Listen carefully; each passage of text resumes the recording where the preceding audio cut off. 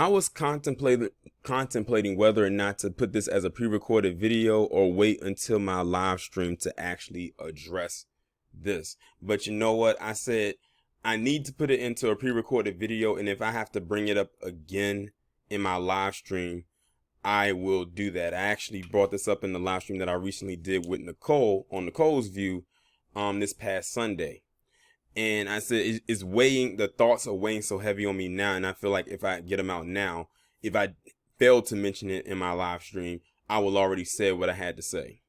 But the reason why I'm bringing this up is because a lot of people have been going in for the last few days, ever since 45 has gotten banned. Well, his personal Twitter account.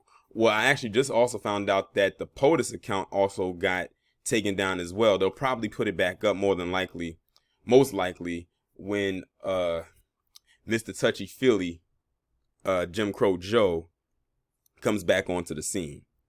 But the reason why I'm talking about this is because I noticed that a lot of people have been talking about 45 getting banned on Twitter and on various other social media sites, saying that they're going to go to this Parler app, which I found out that places like Apple and Google have pretty much campaigned to have that site taken out of their app store so no one can pretty much access it, because, you know, they don't want that element over there either.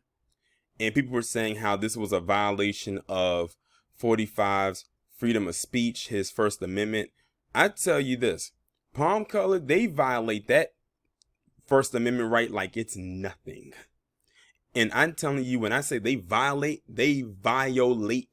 it with every fiber of his being. Like that amendment and probably the Second Amendment are their two favorite ones. The right to free speech and the right to bear arms. Those are probably their two favorite amendments out of all of the ones that are in the Constitution. If there's any others, I'm not sure, but those two for sure are the ones that they love the most. But I noticed that a lot of people who are supporting 45 behind him being banned on Twitter and all stuff like that were some of the same ones that had a lot of shit to say when Colin Kaepernick was peacefully protesting in his own right back in 2016. It's crazy to believe how fast time flies. I think it was 2016 or 2015. It was one of those years when he just simply took a knee because it was him standing in his way addressing police brutality. And it's amazing how many times this man had to defend his position. He said it one time, and one time should have been all it took to explain why he did what he did. Us as black people, for the most part, we understood it. We got it. But, you know, lamestream media and all those palm-colored people, they tried to claim they didn't understand it, and then they tried to switch it and warp it into something that it wasn't.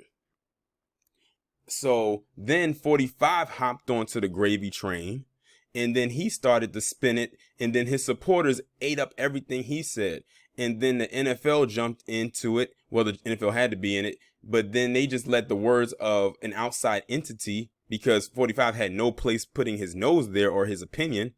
Well, he could put his opinion, but he had no grounds to switch the trajectory of what the NFL was doing, meaning he has no position in the NFL to make these calls. He's not Roger Goodell, but Roger Goodell ended up just not sidebarring, but agreeing with 45 and what he was saying.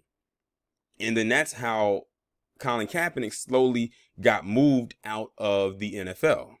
And, you know, they pretty much whiteballed his career until, you know, Nike came along and he started getting other endorsements, and, you know, he started doing his own programs and, you know, making funds his own way, doing what I think he actually wants to do, in my honest opinion. At this point, there is no coming back to the NFL for him. And I think he's come to terms with that. And I think others need to as well. I've come to terms with it. I wouldn't want to come back to that, because that place has literally shown how toxic it can be. Like, he literally exposed the NFL for who they truly are. Like, you had Roger Goodell coming out last year doing these Johnny come lately apologies that don't mean shit. Like, Roger Goodell already had a stain on himself as a commissioner. People been wanted Roger Goodell up out of there. He probably could have really saved his own ass and his own image and reputation if he had handled this situation like he should have instead of the way 45 wanted him to. And Roger Goodell has more power in the NFL than 45 ever could. 45 is just the president. As far as we know, he is just like the rest of the people who was an outside entity watching the game. But I think it goes back to when 45 at one point way back in the day wanted to own a team in the NFL and they didn't let him. And I think he still feels some type of way about that. But, Colin Kaepernick, did what he did. And, people gave him a lot of grief about that. And he was exercising his First Amendment right. But now, fast forward, 45, he gets banned off of Twitter. He's been posting a lot of crazy things on that site. A lot of stuff that was not fact checked. Or fact checked but came back to be false. Like, look at how many tweets he put out post-election that literally was false in narrative. A lot. They had to constantly put all kinds of little blocks on a lot of the tweets that he put out there until they did a full-blown ban, and that came after what happened on January 6th. And people are still upset about that happening. But they were in agreement with how Colin Kaepernick was treated when he exercised his First Amendment right. So it's almost like the First Amendment right works one way for one group of people and works a whole nother way for another group of people. Oh, Colin Kaepernick. And then they came out with the whole thing. Well, he has a black father and a white mother, and he grew up with an all-white family. What he know about racism, he plays for the NFL where he makes millions of dollars a year. Palm Color loves to do that. They love to throw out there about how when black people make a certain amount of money, there's no way they can experience racism. They do that all the time.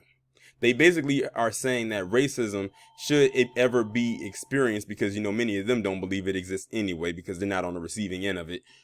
If you should receive racism, that you should be in a certain tax bracket that is way, way, way low. And it's crazy because racism can go back to that tax bracket, considering in a system of Dub S, in that wage gap or that wealth gap.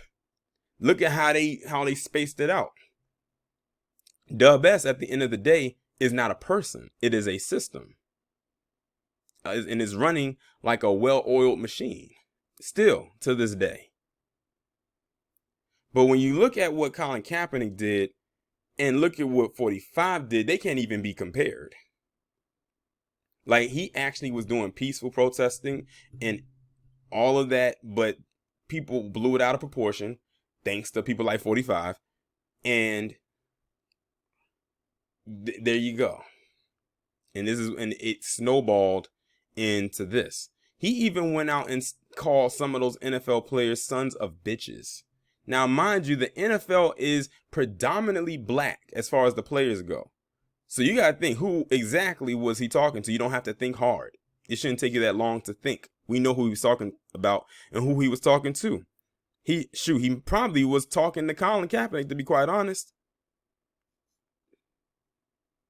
But yeah, the people did not keep that same energy. And I noticed that when I posted this as a tweet the other day, I didn't get any pushback behind it. Everybody, for the most part, who replied to it, agreed with it. We can even take it a step further and talk about Minister Farrakhan. If y'all remember when they were doing a clean sweep of the social media platforms for certain people who talked about certain things, Minister Farrakhan and I think Alex Jones and I think another person were some of the few that got caught up in that social media sweep, which means that they banned them from places like YouTube, Twitter, Facebook, pretty much any social media platform for the most part. More people were outraged behind Alex Jones getting swept up in that than they were about Farrakhan. And when I'm talking about people, I'm talking about other black people. We already know how white people feel about Farrakhan. They don't like him with a passion. They despise him just as much as they despise Colin Kaepernick. And that's been a decades-long hate for that man.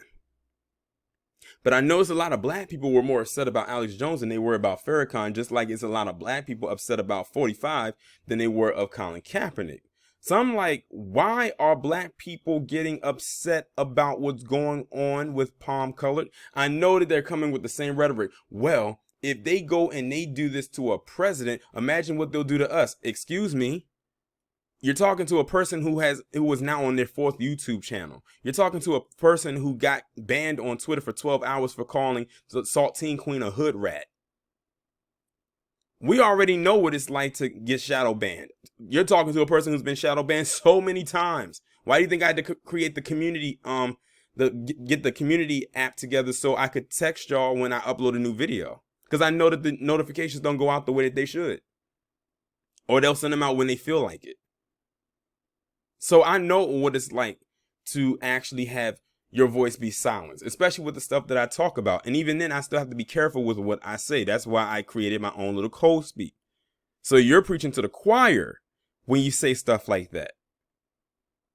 That's why I said, this is a them problem. We got our own shit to worry about. Let them hold the water for 45. Let them deal with that. As far as I'm concerned, that's their little issue over there.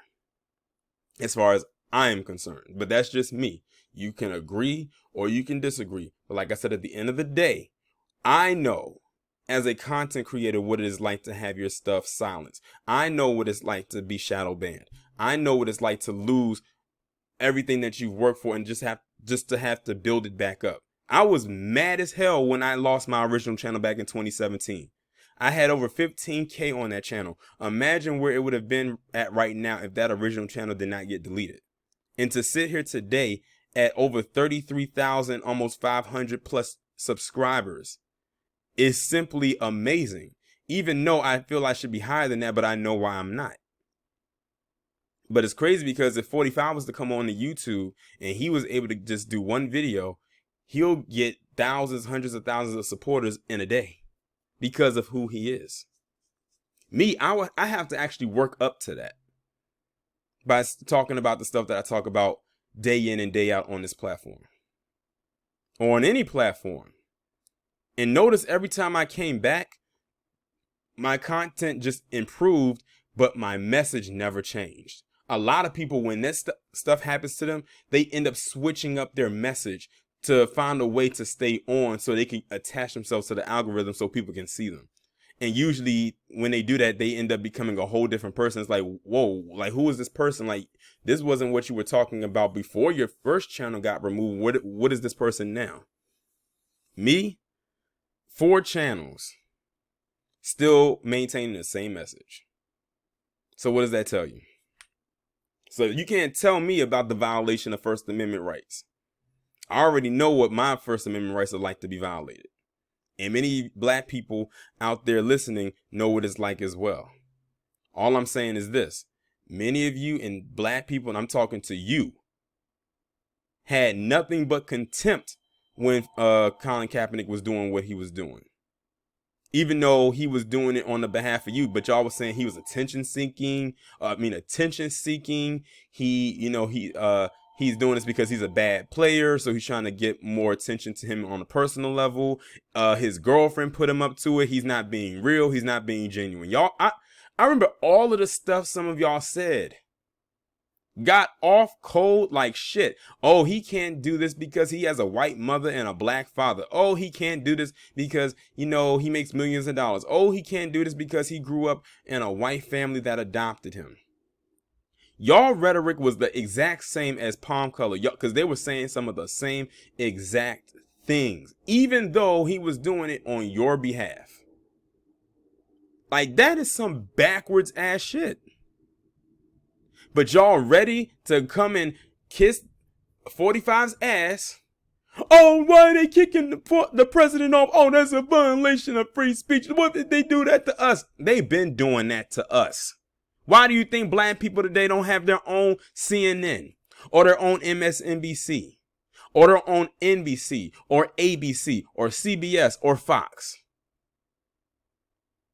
Have you thought about that? Imagine they put me or Professor Black Truth or Jason Black or anyone else who talks about the stuff we talk about on a platform that we own. My question is, would y'all even support it? Or would y'all just say, oh, it's just one of them, or it's just some of them, I'm not going to watch that? Many of you will be the latter, and rather than the former, because it's us. But I bet you if we slapped some white makeup on us and called ourselves Clayton Bigsby, you would watch it then. Now, this is, of course, not to my supporters. It's to those who have been kissing 45's ass for the last week and a half. It's crazy. Y'all did all of that, but I didn't see not one of y'all out there at that Capitol building with all them other palm-colored individuals tearing shit up. So how much do you really support your president? I'm going to go ahead and get off of this, but y'all let me know what y'all think about down in the comments. Like, share, subscribe.